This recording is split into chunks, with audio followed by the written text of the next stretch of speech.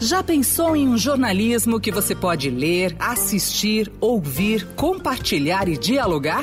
Saiba mais em vempensar.estadão.com.br. Vontade de encher tua boca com a porrada, tá? Você tá ameaçando, presidente? A imprensa é isso? Você tá me ameaçando, presidente? Pode pra lateral aí. É uma ameaça, presidente.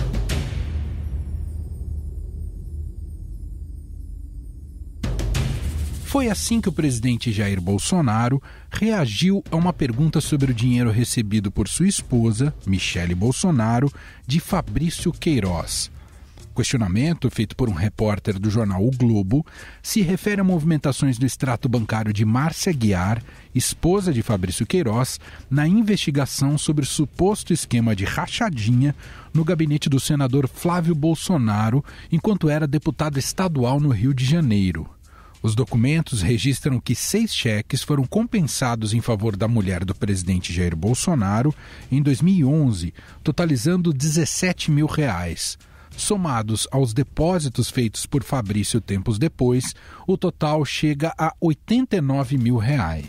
Houve um acúmulo, né, de dívida pai dele para comigo e resolveu então ele me pagar com cheques. E não foi um cheque de R$24 mil, não foi um cheque, né? Nem 6 cheques de R$4. Foram, na verdade, 10 cheques de R$4 mil. E assim foi. Eu não botei na minha conta porque é questão de... Eu tenho dificuldade para ir em banco, andar na rua, deixei para minha esposa. Lamento o constrangimento, né, que ela está passando. O episódio aconteceu em frente à Catedral Metropolitana de Brasília, durante uma visita à feirinha de artesanato no local. Após a repercussão, o presidente publicou um vídeo em que dá a entender que foi provocado por alguém que teria perguntado: "Vamos visitar nossa filha na cadeia?" No entanto, o áudio mostra claramente um homem dizendo: "Vem visitar a nossa feirinha da Catedral?" Vamos visitar nossa feirinha, presidente, aqui da Catedral. Lateral, por favor, amigo. Vamos visitar nossa feirinha da Catedral, presidente. Vontade de encher tua boca com a porrada, tá? Quem estava lá e acompanhou o caso de perto e bate um papo com a gente a partir de agora é a repórter fotográfica do Estadão, Gabriela Biló.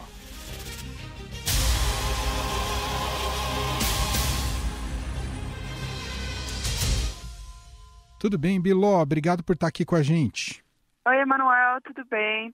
Oi para os ouvintes também. Emanuel, então, legal a gente voltar um pouco, contar como começou o dia, né? Boa. O presidente Bolsonaro, ele já está alguns finais de semana passando fora, acho que faz 3 finais de semana, foi o último que ele saiu e fez alguma coisa pela cidade de Brasília, né? Esse final de semana, foi depois desse hiato dele não sair, não falar com a imprensa, ele anda muito afastado da imprensa, até os próprios apoiadores que antes ficavam do nosso lado, no Palácio do Alvorada, agora eles estão para o lado de dentro do portão, então quando ele conversa com os apoiadores, a gente não tem acesso a ele, então o acesso ao presidente anda bem restrito. E essas saídas que ele faz, há 15 dias atrás ele fez uma saída de moto, e ele falou com a imprensa também, são as poucas oportunidades que os repórteres estão tendo de se aproximar do presidente. Ele está, assim, evitando entrevistas, não está fazendo declarações. Ele saiu para um almoço que ele disse no Twitter dele que era um tenente do Exército, um setor de residências militares aqui na Asa Norte. Quando ele subiu para almoçar, o comboio presidencial acompanha ele e chamou a atenção dos moradores em volta. Então as pessoas que estavam em volta dos prédios desceram para ver o presidente, ficaram aguardando na parte de baixo do prédio. Por que eu estou contando isso? Porque quando ele desceu, ele se deparou com muitos apoiadores. E é como se nesse momento, que é um espaço público, que não é dentro do palácio, os apoiadores e os jornalistas se misturam um pouco, porque, embora a segurança tenha tentado separar, mas na hora vira aquela confusão, muita gente quer tirar foto com o presidente, então todo mundo acabou se misturando um pouco. Os jornalistas, nesse momento, já conseguiram chegar um pouco mais perto do presidente, mas os seguranças estão sempre assim em volta do presidente, barrando um pouco, o presidente não estava respondendo as perguntas, que já estavam sendo feitas nesse momento. Aí, nesse momento, ele entra dentro do carro, depois de ter tirado fotos, cumprimentar os apoiadores, e como é de praxe, nós da imprensa, a gente acompanha ele, até ele retornar para a Alvorada.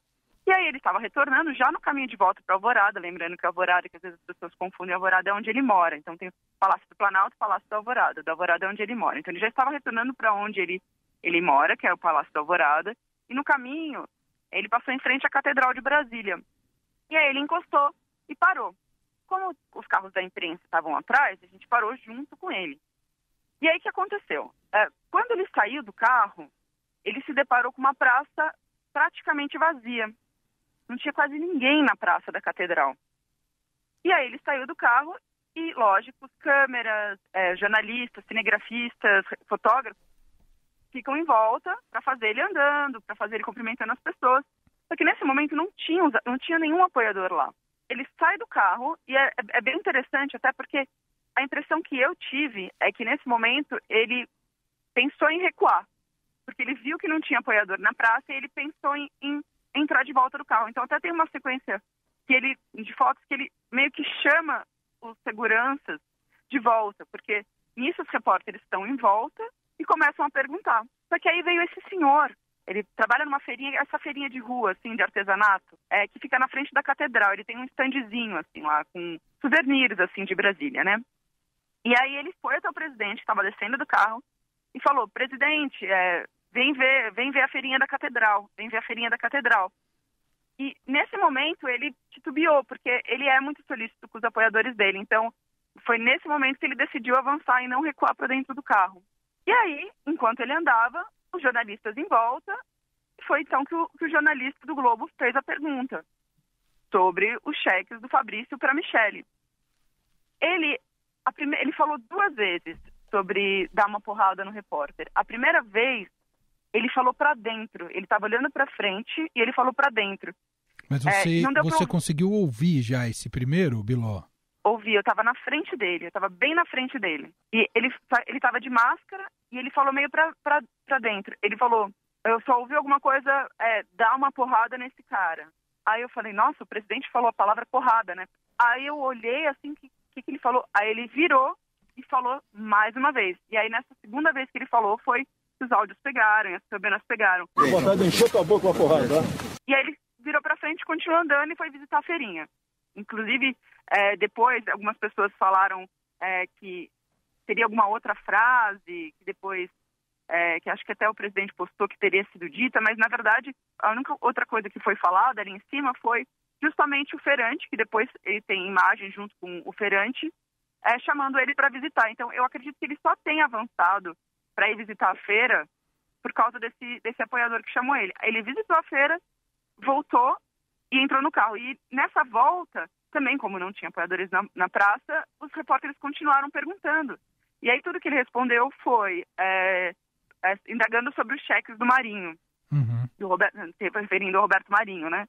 E aí os repórteres continuaram perguntando, ele entrou no carro e foi isso. Assim, teve aquele momento que todo mundo falou assim: nossa, isso realmente aconteceu? Porque foi um momento assim, bem chocante. Ô Biló, e então pelo que você acompanhou da cena e do ocorrido, porque realmente, como você até citou, tem essa narrativa correndo que a resposta seria de uma provocação dessa pessoa. Inclusive estão tentando afirmar que disse outra coisa e não vem acompanhar a feirinha. Mas e já há áudios cristalinos de que o convite é para que o presidente vá a tal feirinha.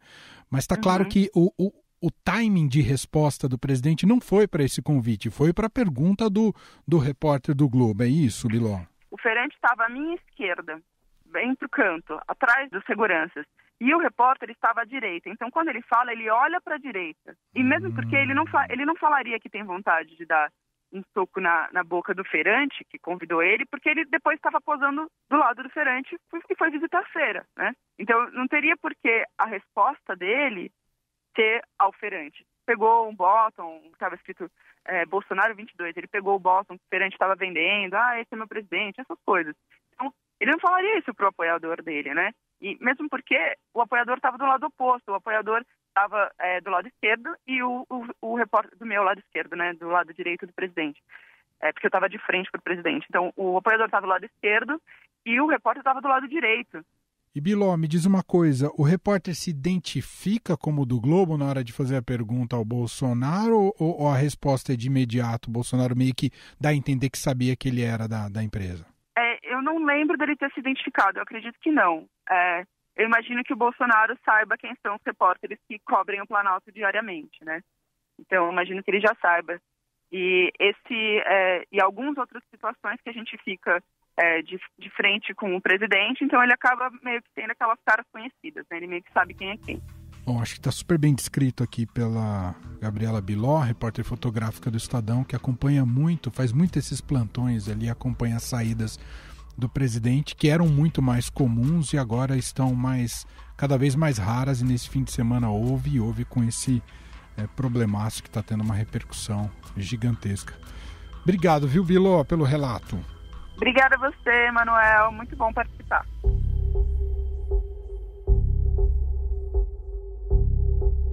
Após o ocorrido, políticos como o presidente da Câmara, Rodrigo Maia, e membros do Judiciário, como o ministro do STF, Gilmar Mendes, defenderam a liberdade de imprensa. Nesta segunda-feira, em um evento chamado Vencendo a Covid-19, Jair Bolsonaro usou o termo bundão para se referir aos jornalistas. Quando pega num bundão de vocês, a chance de sobreviver é bem menor. Só sabe fazer maldade, usar caneta com maldade em grande parte. Tem exceções, né? Como aqui o Alexandre Garcia. A questão é que o caso envolvendo Fabrício Queiroz, e que implica diretamente seu filho, o senador Flávio Bolsonaro, é um assunto que incomoda o presidente. Em dezembro do ano passado, após Bolsonaro afirmar que era o responsável por um empréstimo de 40 mil destinado a Queiroz, um jornalista perguntou se ele teria o comprovante. O presidente respondeu assim: Rapaz, pergunta pra tua mãe o comprovante que ela deu pro teu pai, tá certo?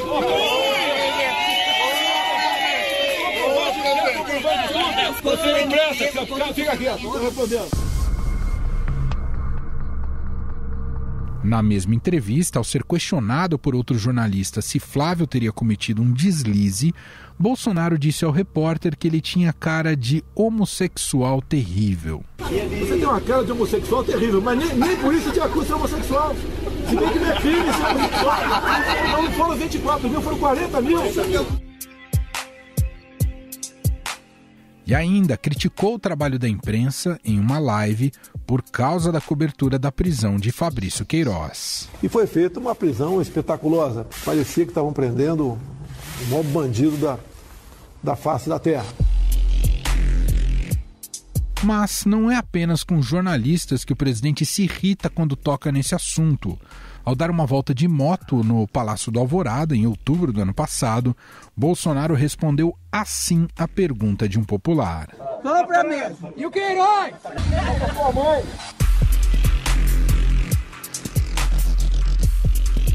Fora o assunto Queiroz, Jair Bolsonaro coleciona atritos com a imprensa.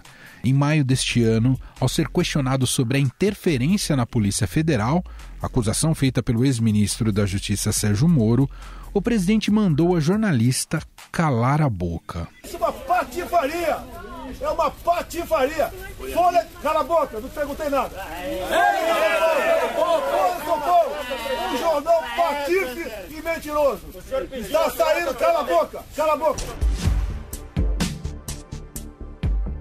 Em março, o presidente acusou a colunista do Estadão e editora do BR Político, Vera Magalhães, de ter mentido em suas reportagens com algo nunca escrito por ela. Vera Magalhães, já que você é mulher, né, se eu falar qualquer coisa, vou falar que estou agredindo as mulheres de todo o Brasil. Você, como jornalista, você tem um pouco mais de... Se é que você faria isso, né? Um pouco mais de vergonha na cara, vamos assim dizer. E não fica buscando um furo jornalístico e publicar o que vem para cima de você. O que interessa hoje em dia não é verdade, é quem posta primeiro.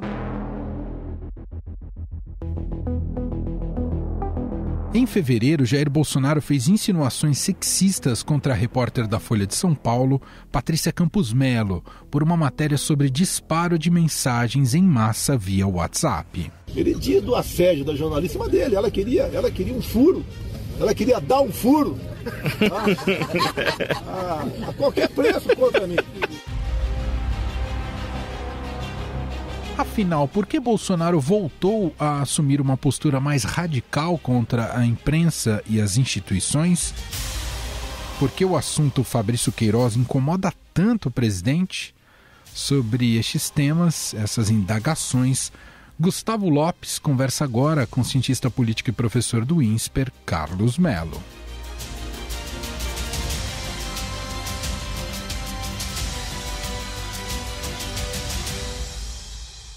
Tudo bem, professor? Como vai? Tudo bem, Gustavo. Professor, a gente já observava um Bolsonaro mais tranquilo, mais calmo nos últimos tempos, até por todos os problemas que aconteceram. Pelo Bolsonaro estar tentando aí criar uma base sólida dentro do Congresso Nacional, ele deu uma baixada de ânimo nas declarações dele. No entanto, parece que o assunto Fabrício Queiroz é de fato o calcanhar de Aquiles do presidente, né, professor? Olha, parece que sim, mas veja, Bolsonaro é Bolsonaro, né? Se não fosse Fabrício Queiroz, seria outro assunto. O presidente se recolheu no momento em que estava pressionado inclusive pela questão do Fabrício Queiroz, mas não só, por ações no Supremo Tribunal Federal, por ações na Justiça. A sua popularidade era, naquele momento, declinante.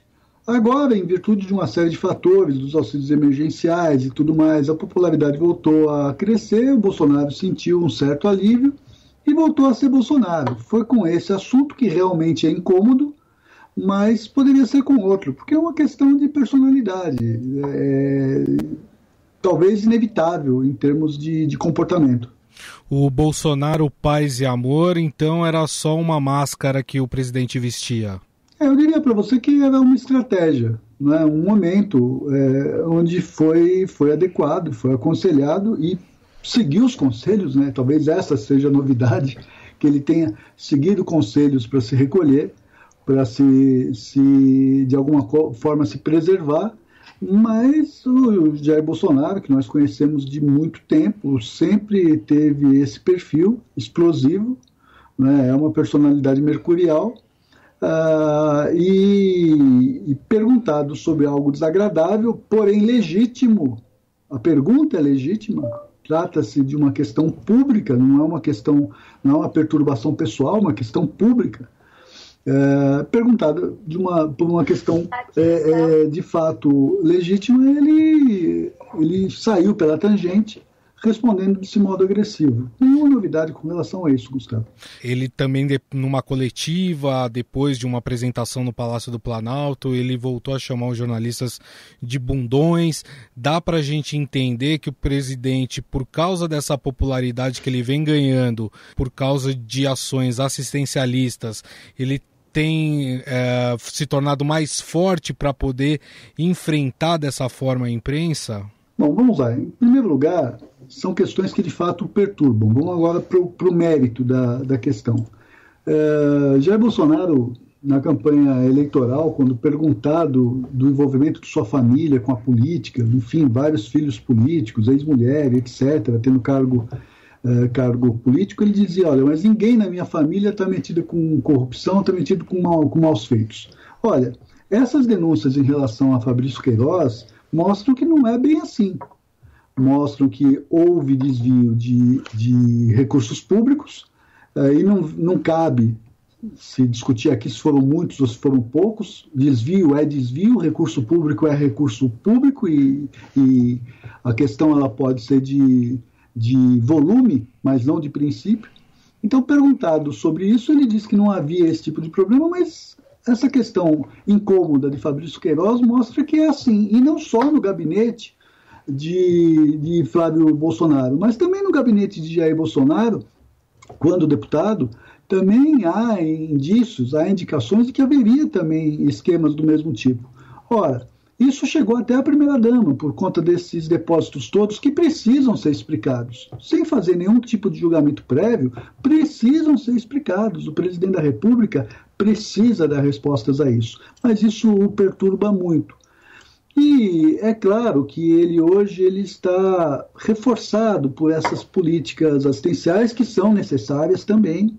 Não é? Discutir a necessidade dessas políticas é ocioso, porque passamos por uma crise muito séria e uma parcela da população necessita de algum tipo de auxílio, só que não se sabe o quanto que isso é durável, o quanto que isso é sustentável no longo prazo, seja por conta dos volumes que implica nisso, porque nós sabemos a situação fiscal do Estado brasileiro, seja também por quanto tempo que questões paralelas como esta também não venham a atrapalhar e não venham a interferir nesse aumento de popularidade.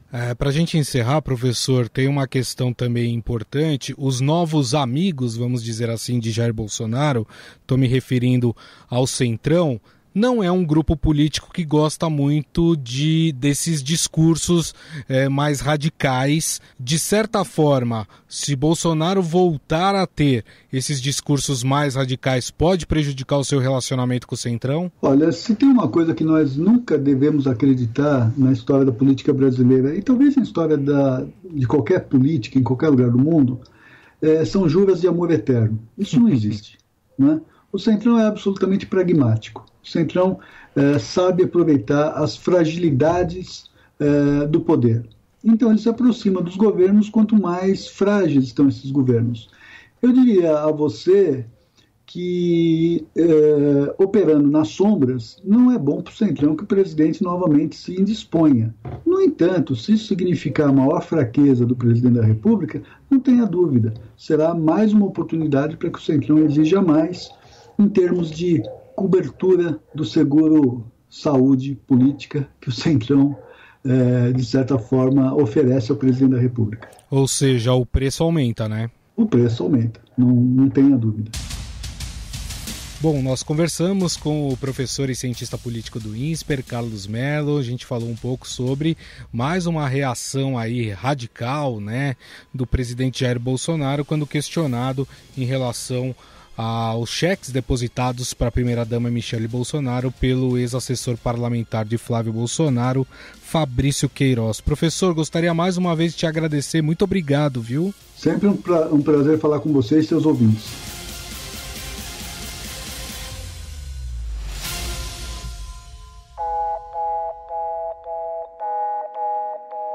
Antes de encerrar o podcast de hoje, a edição de hoje do Estadão Notícias, a repórter de meio ambiente aqui do Estadão, Giovana Girardi, tem um convite bem interessante para fazer para você sobre uma série de um novo podcast do Estadão. Nem sei se eu posso usar o termo rodar, né? Não sei se isso é muito ligado ao analógico, mas a Giovana Girardi conta pra gente. Diga aí, Gi. Oi, pessoal, aqui é Giovana Girardi, repórter especializada em ciência e meio ambiente do Estadão. Eu vim aqui convidar vocês, nossos ouvintes do Estadão Notícias, para acompanhar uma nova série, um novo projeto de podcasts aqui do jornal que começa amanhã. É o Vozes da Retomada Verde.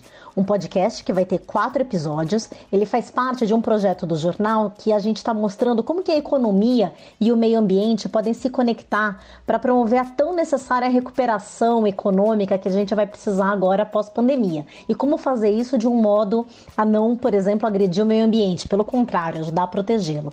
Amanhã, quarta-feira, a partir das 5 da tarde, você já vai conseguir ouvir o primeiro episódio, que a gente traz algumas coisas bem bacanas, explicando um pouco o que é esse conceito da retomada verde e mostrando algumas pessoas que já estão à frente disso, desde jovens, como a fofíssima Catarina Lorenzo, que só tem 13 anos e está por aí pelo mundo levando sua voz, e mais especialistas, gente que já está colocando a mão na massa. Vem com a gente a partir de amanhã e todas as quartas-feiras, às 5 da tarde. Conto com vocês, até mais. Tá aí feito convite pela Giovana Girardi, imperdível. Amanhã tem esse novo podcast estreando por aqui dentro do nosso feed aqui do Estadão Notícias. Está imperdível, já ouvi, posso contar para vocês e tá simplesmente sensacional.